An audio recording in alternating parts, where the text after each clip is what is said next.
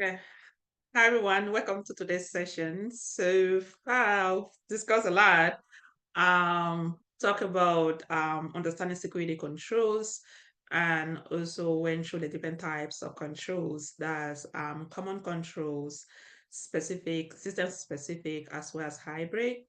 Then we talk about control statuses and we talk about plan as well as implemented or non-applicable. But having this knowledge, being able to identify those controls, being able to identify their statuses, what next?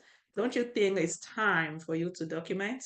It's time for you to track the progress? Come to think of the fact that you have over 1,000 controls that needs to be implemented.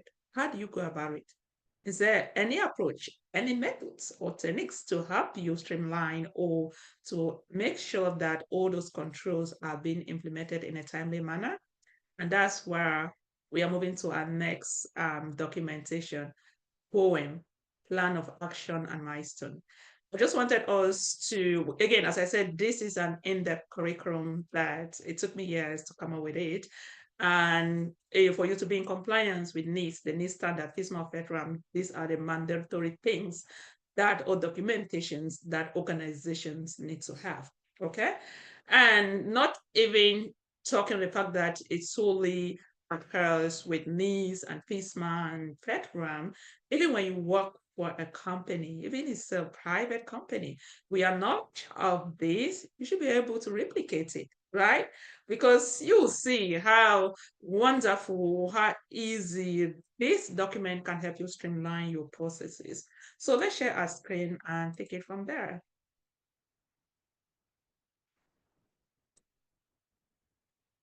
So the very first one, what we're going to discuss today talks of plan of actions and milestone. That speaks for itself, right? Or poem. You always hear of poem. So plan of action and milestone. Do you have a plan in place, action and milestone? Give me the stuff where you have to execute your plans. But talking about poem, what is it? First, it said a plan of action and milestone poem is a document that identifies tasks, responsibility parties, and timeline to resolve security weaknesses or non-compliance issues. Do you see? It is a document that identifies tasks, responsible parties, who is doing what. And that's why I asked the question, if you have over 1,000 controls that needs to be implemented, you have different stakeholders that you will work in collaboration with them to ensure that those controls are implemented, right? And that is the important point because depending on what each person does, you will have to document or put your information there, also document the particular project or task they are working, or if you or even have vulnerabilities that needs to be remediated or mitigated, you also need to track it on your poem because you have those vulnerabilities. You need to have a timeline as to when you go about remediating it. And now you understand that when you all have policies, your policy must have defined your remediation or mitigation timeline. For example, your policy might say if you have vulnerabilities, high vulnerabilities, make sure it's being remediated in 2 weeks. If you have moderate vulnerabilities, let it be remediated in 1 month, or low can be remediated in 2 months or 3 months. And that's the good part about poem, because this information now will be documented on your poem. It helps you track the progress of those vulnerabilities and also to make sure that they are being remediated or taken care of in a timely manner, and also resolve non-compliance issues, right? It's an essential component in managing cybersecurity risks and ensuring compliance with standards like FISMA, NIST, or any other regulatory authorities. And at this point, again, as I said, don't think that, oh, because it's a NIST thing, or, company that adhere to NIST, FISMA, they are the one in charge of making sure that they have poem. No, this is a document that if you understand security very well, you can eventually advise your organization on this, or even a similar document to track, whatever thing that you guys keep going, track all the different projects, right? It's just like a radar that tells you what you need to do based on priority, right? So why poem is important? First, it helps manage security vulnerabilities. track remediation progress. We spoke of that already. Ensure accountability and transparency in cybersecurity process. You get the point? Because once you have the respective personnel, that's transparency and also accountability. You already knows who is working on this particular task, right? Because once they are there and you have everything, you have a timeline, so they have to be accountable for what everything they are doing, right? And also aid in maintaining continuous monitoring or common and improving security posture.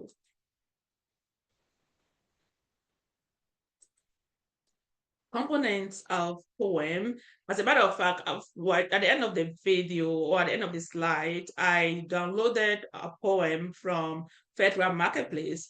I think I've told you all, you can go to Federal Marketplace, you can go to the NIST site, try and get some of these free docs and just learn to work with, with some of the documents, right? So components of poem, we have key element in a poem. First, you talk about vulnerability and weaknesses, identify, action plan, milestone and deadline, risk level and prioritization, responsible party, completion date, as well as status updates. So this is some of the key components that you track it, you follow who is doing what, you have the milestone or the deadline, maybe if they're going to miss the deadline, you have to come up with the expected or adjustable deadline, risk level and prioritization. Remember I told you, if your risk is high, moderate, low, and all those things, of course, it definitely defines that and who is taking care of each and every poem items that has been documented. How poem works. First, poem process flow. They said you need to identify security weaknesses. For example, vulnerabilities discovered through assessment. So once you all might have like an automated process where your scan, it can be Nestle scan, Rapid7, any other scan tools that you all have, or it can be a situation where you might also be performing a self-assessment within your organization, or you have the external audit tools or assessor that come in and they perform the assessment. Whatever findings, whatever vulnerability or weaknesses that has been identified, then that's how you identify all of these. And what's the next step? Develop an action plan. Step to mitigate or remediate identify issues. Let's say we've accessed your system, we realize you have a bunch of controls that are not working. Then we've already identified. So you need to come up with an action plan. Tell us or document how you go about remediating it, how you go about fixing it, or if there are vulnerabilities, how do you go about remediating those vulnerabilities? And that's the importance of poem. And the next one, now you have assigned parties or responsibilities. They said designate team members or departments responsible for remediation. Do you see? So you need to have a respective personnel, different stakeholders should be able to remediate all the poems item. Set milestone and deadline. Timelines for achieving specific milestone. Just imagine, that's why I have some of the scrum masters and product managers, right? Because at the end of the day, they have a timeline that they work. If an organization wants to produce a certain application, before you're going through their deployment or whatever stage, of course, you have a timeline. They are working on a specific timeline, and the same principle applies here. Track progress, regular status updates as risk assessment. So once you do it again, you have to keep checking this progress. You keep updating it. Is it in progress? If a poem, if you've remediated or taking care of the item, then you have to close the poem. Is your poem open? Is it open? But what state, like at what is it in progress? So you need to be able to track it. Again, this is just a way of ensuring that tasks or anything or items that you guys have issues are being remediated in a timely manner or taken care of. Poem's roles in RMF, that's the risk management framework, is an essential part of the NIST RMF process. It aligns with a continuous monitoring phase. You see, it aligns with a common. And as I said, a lot of us, it doesn't matter what you do, you have to be taking care of organization, ensuring that their assets are protected. We actually fall under common, right? Doing those work is continuous monitoring. And that's why security, again, and JIRA, as I said, will always have job because of this common. It's not a one-time, do or fix all. When you do something, that's it. No, you have to keep doing it over and over and over again. Ensure that security controls are implemented and remain effective over time, right? Best practices for creating POA&M and maintaining of creating and maintaining POA&M. First, they said be specific, ensure all actions, milestone, and timelines are cleared. It's very important, right? Again, I'll still lay emphasis, as I said, it doesn't matter where you work. You might have this knowledge. I've worked for a lot of different private sector. With my knowledge of security, I was able to implement it there. Right. So it's not just about, oh, because I know my organization is not in adherence with needs or whatever framework, I really don't care. No, with this, you can go to federal marketplace, you can get a template and customize it to fit your organization needs. Okay. So stay updated, regularly update the POA&Ms as tasks are completed or reassigned. Very important, right? Each time a task gets completed, you have to close that particular item POA&M. You close it, you cannot, let's say you can't have a task that has been completed like over 2 months ago and they still have the POA&M item as open. No, it's important to close it. And what if that task gets reassigned? If you reassign to different stakeholder, different personnel, then you also want to make sure that it is updated, make sure you track the progress, right? And then prioritize action, also address high risk vulnerability first. It's just like in terms of priority, when you have those high risk area, high vulnerabilities, of course, as I said, let's say your organization said you have vulnerabilities, critical or high vulnerabilities need to be remediated in 2 weeks, and then low in 2 months. Of course, we want to tackle the high vulnerabilities first, right? It just makes sense. And then communication, ensure stakeholders are aware of the progress. So each time you are making those changes, you are tracking and updating, you will also have to communicate with the different stakeholders. Very important. And this is some of the roles that you as a security person, GLC or compliance person, you'll be doing. But what are some of the common issues that you can realize working with POA&Ms?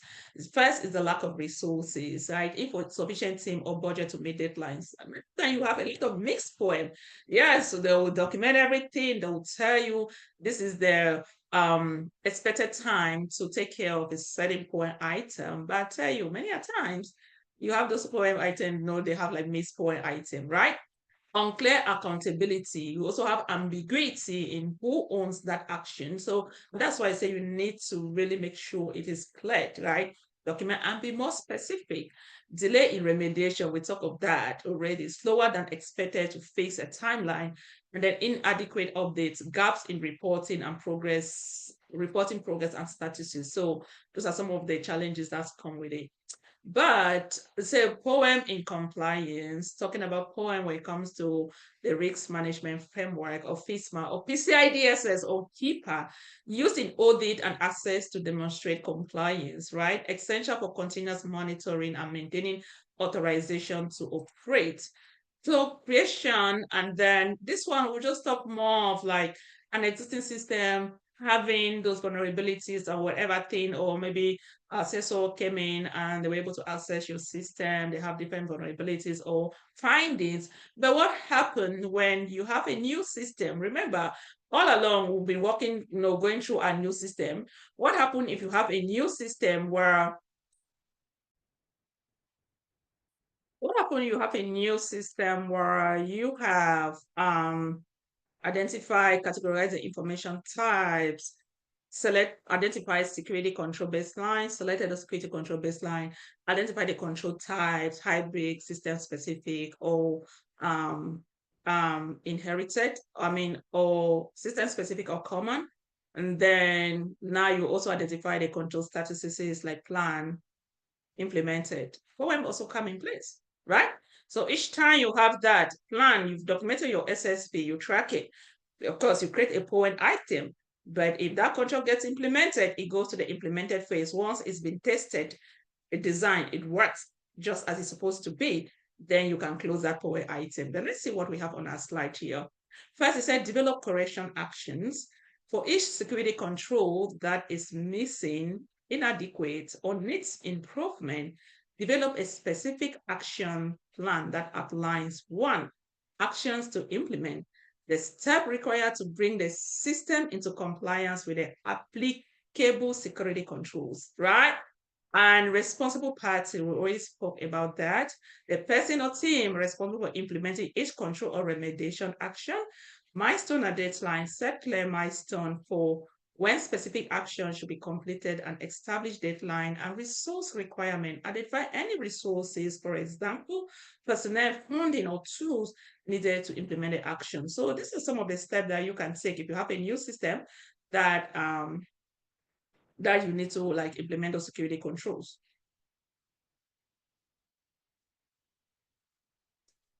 But let's define milestone and deadline. They say you need to set achievable milestone. Did you get a word? Achievable milestone. So you don't want, as we talk of ambiguous or some form of ambiguity, and it's stuff are unclear. You don't even know, then you keep having a lot of milestone. That's why they say you need to break the actions down into specific, measurable milestones that can be tracked. Each milestone should indicate progress towards the full implementation of the control, right? So if you have those control, you want to be able to break them down into specific measurable milestone. So you just want to put something generic, something vague, and you just put a milestone. At the end of the day, nothing is being achieved. That wouldn't make sense. And also time for completion. Define clear deadline for each milestone and control implementation, ensuring that critical controls are prioritized. Okay. Also, monitor and update the POA&M. We will already make mention of CONMON, continuous monitoring. As the system implementation progresses, continually monitor the effectiveness of the security controls and the progress of the POA&M.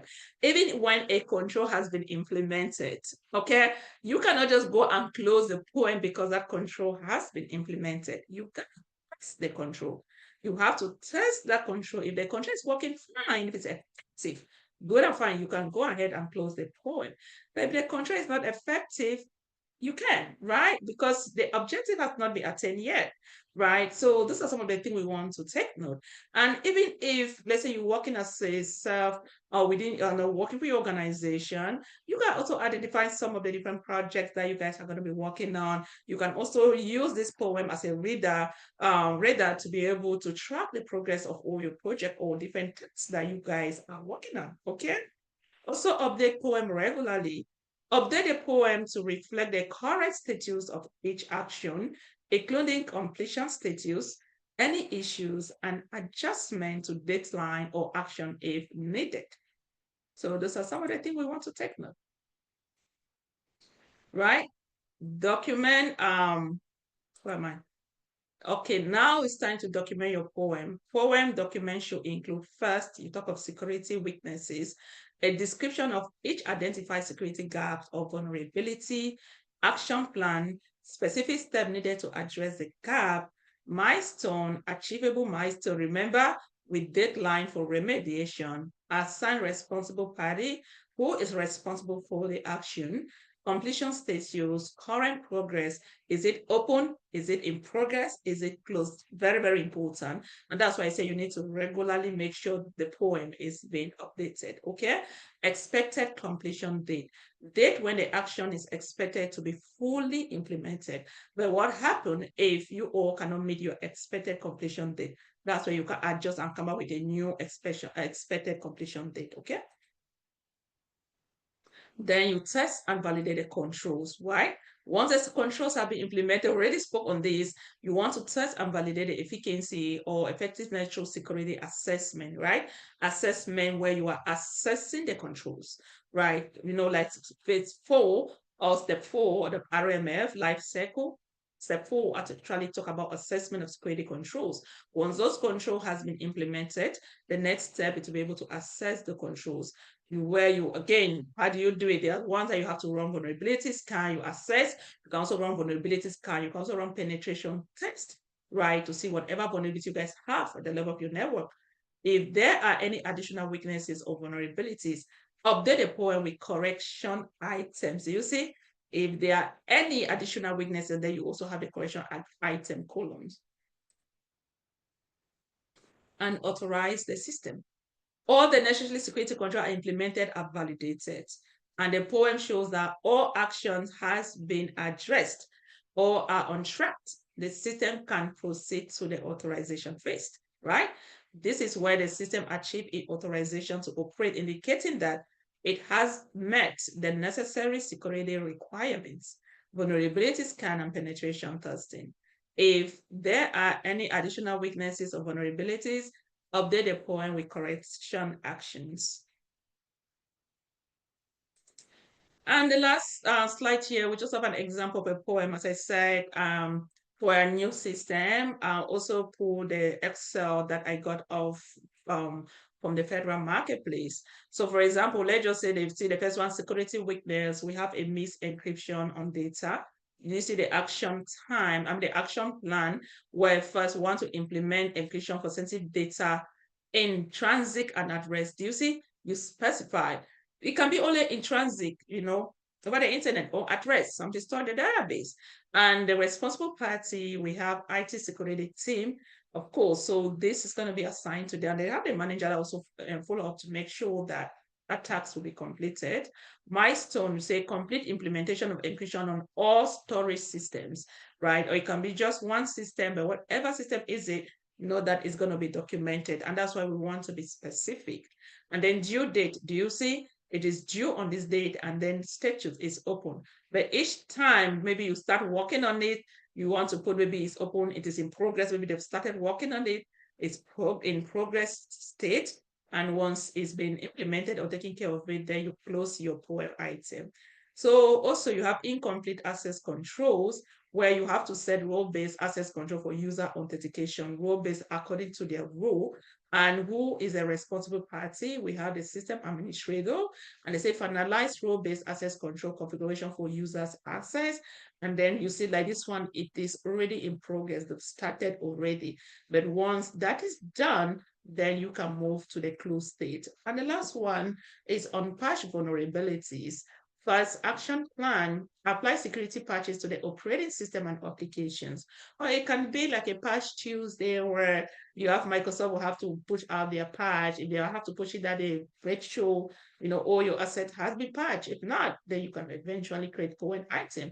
Or even when they are running scan, the time that your scan can have issues. It can break where some asset or asset hasn't been scanned.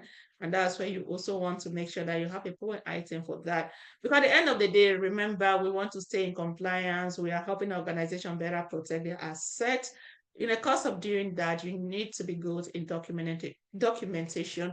You want to be good in communication. You have to be, collaborating with others to make sure that your organization achieves its goals, right? And the responsible party is IT support team. You have finished patch deployment across the system and open date as well as that. That notwithstanding, so I have this document that I actually got it off the federal marketplace. Let's see what we can discuss. For example, if you look there at the bottom, at that tab, we have these are all open POA&M item. Do you see? So open POA&M item, of course, each and every POA&M item will have a unique ID, and this tell you unique identifier for each POA&M item. And then you have the control for here. You also definitely document the control and what kind of weakness is it. Do you see? And you also have to choose the level because that already shows you. So what kind of weakness is it? You have to put a weakness description, weakness detector source, the scanner name or other sources that detect the vulnerability. If this has to do with a vulnerability within any of your asset or system, do you see which particular asset or tool was able to detect this vulnerability? Do you see? So this is like a good program, a good project that tells you literally everything, right? And while we are doing that, we can even see, for example, that's an identifier. Okay, so control is, for example, you have AC-1, and that's why I said that you can eventually get this to work for and even a private sector, because with this template, you can use it now to document your own, project or tasks within your organization, right? And then do you see what kind of, they say open port on example, open port, they say example firewall, right? So you have some open ports. And then description, they say on provision port left open on example firewall, right? So you have on provision port that is being open. And then the witness detector, that is Nessus. Nessus is a scanning tool. being used to scan your assets, so nessus, and then you have the weakness source identifier, that's vulnerability identifier plugin ID as provided by the scanner. That is something that you're going to see there within your nessus scan, and you eventually document that. And then when you go to asset identifier, identify specific in the inventory. This is a unique string associated with the asset. It could just be the IP or any arbitrary naming scheme. This field should include a complete identifier, not shorthand, along with the port and protocol when provided by the scanner. Each asset should be separated by a new line. Do you see? So each time you have that, for example, you see, you put the IP address, you put the port as well as the protocol, and then do you even see you also have that? So this gives you a good, you know, um, way of you also documenting that. Point of contact, do you see responsible party, person implementing the task? Do you see you put a person name? Required sources required, specified sources needed beyond current resources to mitigate, that, and then overall remediation plan, general overview of the plan, implement technical solution, original detection date. When was this detected? The date that that witness was detected, you have to put it there. And then schedule completion date. Remember when we also spoke about accountability and transparency? Your policy can be saying something, and then you all are doing something else. Okay. And that's why you need to have this document that track the progress. Parent column, date of intended, you put that, milestone, plan milestone, permanent column, list of proposed milestones separated with a blank line. Any alteration should be made in milestone changes. Milestone number should be unique for each. You see, have each and every unique milestone number. Milestone change, do you want to change it? Any alteration, you change it. Statute date POA&M was last changed or closed. Do you see? So this is something that you can just go to the federal marketplace and also download this document and then stack it and take it from there and just take a look. And if you go to the next tab, it tells you, do you see these are for closed POA&M. So when you come here, you have this open POA&M. Of course, now you start documenting those POA&M. I know, as you know, once you close them, configuration findings, and then records of changes. So this is just something that you all can go to the federal marketplace and download it and just take a look. And if you still do not understand, then put that in the ChatGPT. Go to ChatGPT, tell ChatGPT to help you understand some of these sections or terminologies. Okay, so I hope this gives you guys an in-depth overview as to what POA&M entails. So now, our next video, very, very interesting. We will learn how to start developing security policy. These are things that managers will have to do it, not even you as a mid-level, right? Unless you're of a senior person. So I'll show you all with the help of ChatGPT. It's an open tool. Of course, you can get the enterprise version, which is just $20 a month. So I'll show you all how I'll go about developing security policy with the help of NIST 853. We have our control structure. So we're going to use that and learn how to start developing security policy. I'll just work for like about 3 or 5 controls, and I'll expect you all to maybe take that. This is a free session, guys. This is a lot to take that and learn how to also develop security policy to understand better. Okay, so I will see you people in the next video, and do not forget to like, share, and also comment, have your notification button on. That way each time we drop a video, you are the first to watch. Okay, so bye. I see you all in the next video.